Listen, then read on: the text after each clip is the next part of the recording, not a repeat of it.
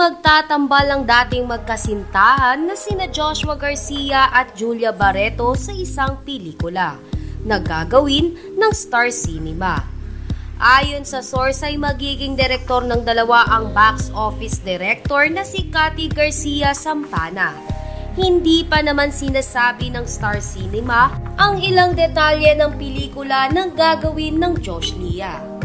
Matatandaan na unang nagtambal sa TV ang dalawa, gumawa ng ilang pelikula at naging magkarelasyon.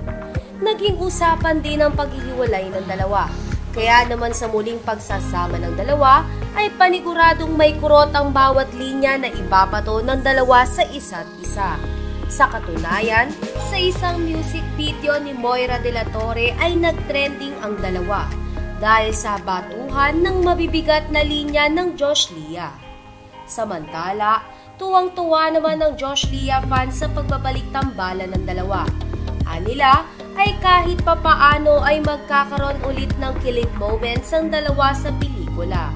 Hindi naman kasi lingid sa kaalaman ng lahat na may kanya-kanya ng karelasyon sina Joshua Garcia at Julia Barreto. Si Julia nga ay sobrang saya na sa piling ng aktor na si Gerald Anderson. Habang si Joshua Garcia naman ay kontento na sa kanyang nobya na si Emilienne Vigier. Gayunpaman, dahil sa kaunting impormasyon hinggil sa comeback movie ng Josh Lia, ay inaasahan na sa taong 2024 pa ito magsisimula ng shooting. Excited naman ang Josh Lia fans sa behind the scenes ng kanilang mga idolo habang ginagawa ang kanilang much-awaited comeback film sa susunod na taon.